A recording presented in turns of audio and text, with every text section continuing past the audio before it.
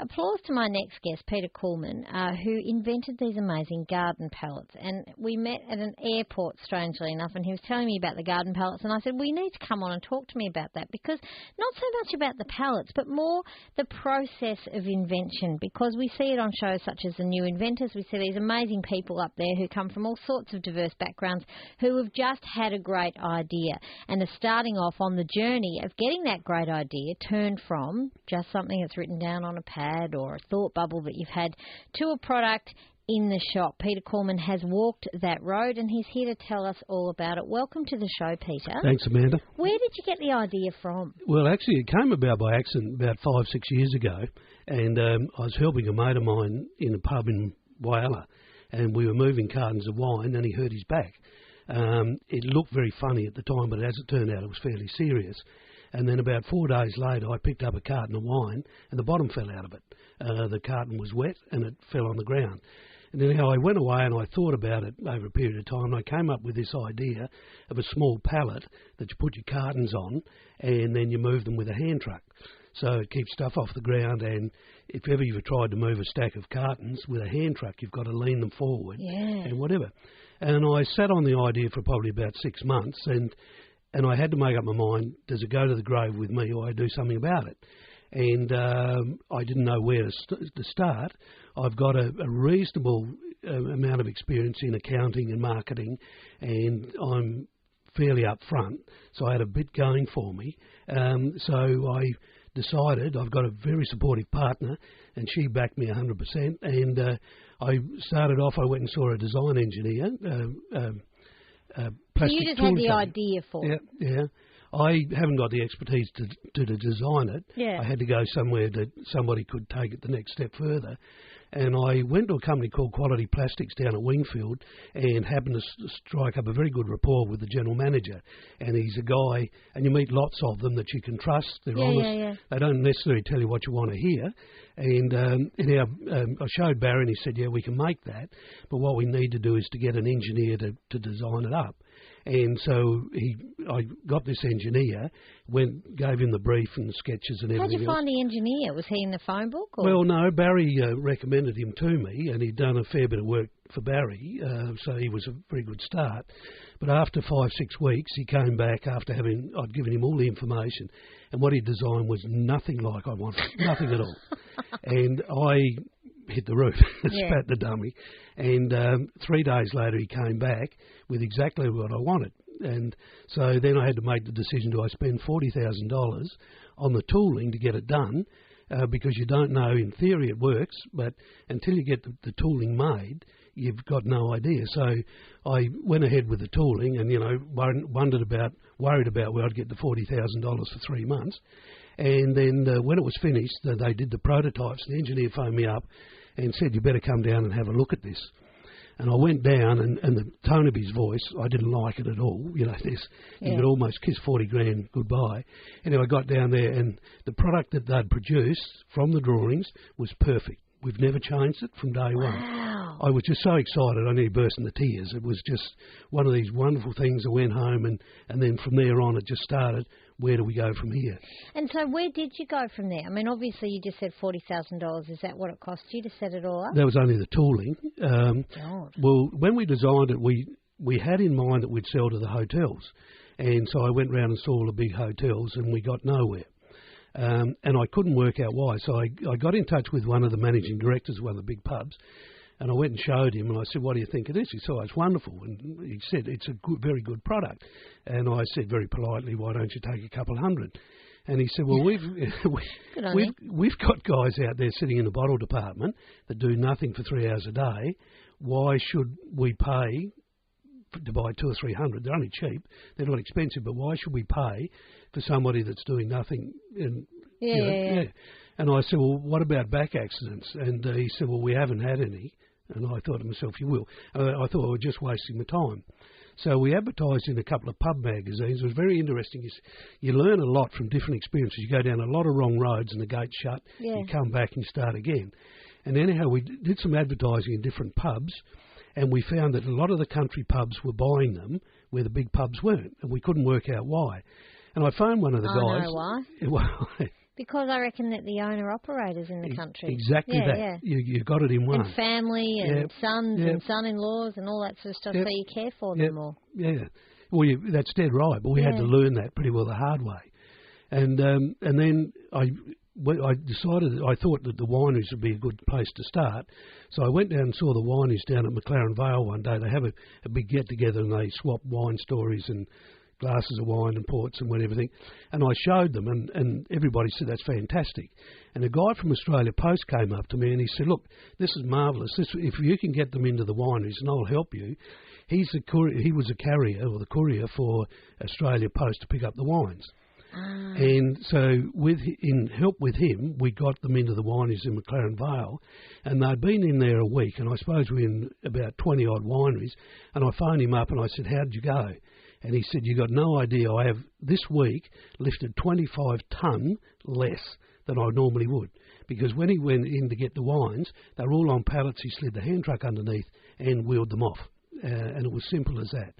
From there on, Australia Post took it up in Victoria. They're occupational health and safety people. How fabulous.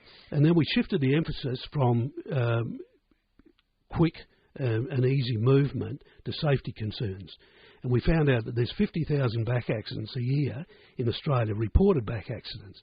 And most of those accidents, if they are through bad lifting practices, and if they use pallets and stack the cartons on those, the pallets, incidentally, are about the same size as a carton of beer, and they can then use them. Pass me that one there, because they're really strong, aren't they? I mean, and you've really got to see that. Have you got a website? Oh, yeah. To see what I'm talking about, www.gardenpallets.com.au, pallets, P-A, not P-E-P-A, L-L-E-T-S. How much do they hold? Like, what's the weight that the pallets will hold? Well, what you've got in your hand there's a garden pallet for pot plants, and they'll take 180 kilos. Now, that's a pretty big pot plant. Even if you don't want to move it, what that pallet does, it keeps pots off the ground so you can hose underneath. It air trims, if the roots come through, it air trims, so the roots don't go into the ground, keeps bugs away, it don't get in the pots.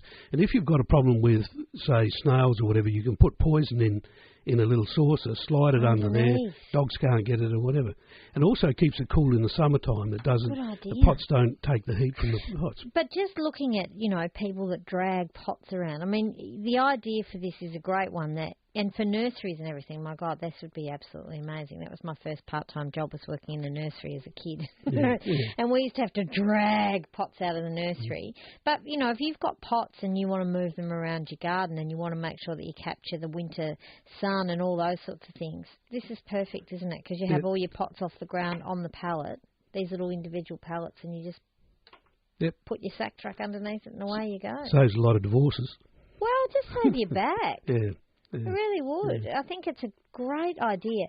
Are you going to make them for any other things, or is it just the cardboard or the boxes and the garden pallets? Well, you can use them for almost anything. That oblong one, they're used in hospitals and foundries, chemist shops, lawyers for carting their paper. The paper comes in, goes straight onto the pallets, and then a young girl, and normally it's the young girls that have to move them, can slide a hand truck under that and move 180 kilos of goods easily.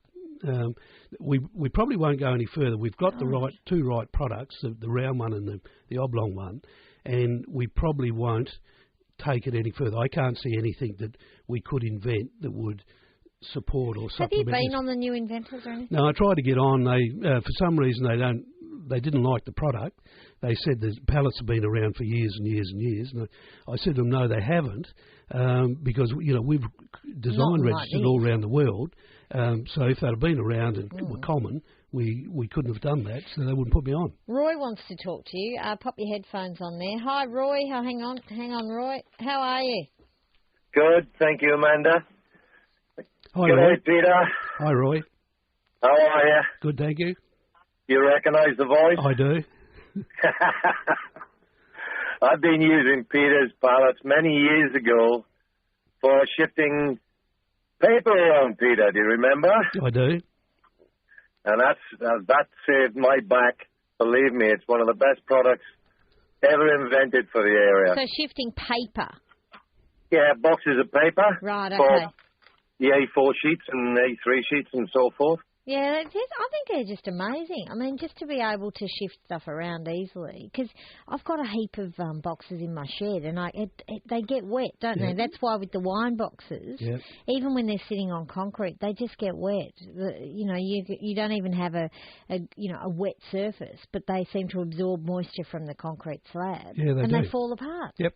All my preserving jars and everything are all in, and I've got chutneys and stuff that I'm storing out in the shed in cardboard boxes, and I'll be whacking a pallet underneath them. Is it hard? I mean, were you, obviously you were of the age and of the financial position, I suppose, that you could take your idea forward.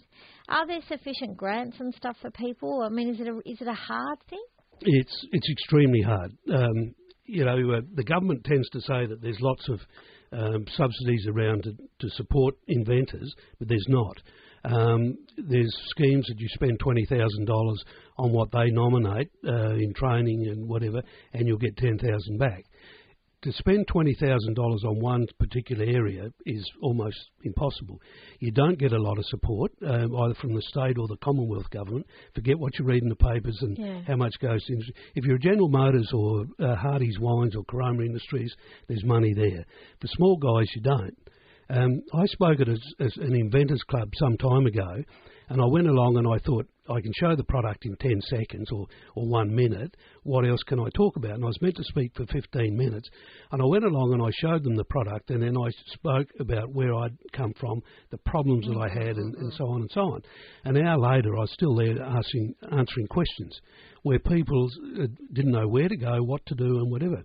And it's a very good example. A guy there had the most ingenious thing I've ever seen in my life. It cost about $10, and it was for putting in dripper hoses. You know how you've got to put those little connections in, and then you put another hose onto the big hose? You've got to push a nail or something in a punch hole.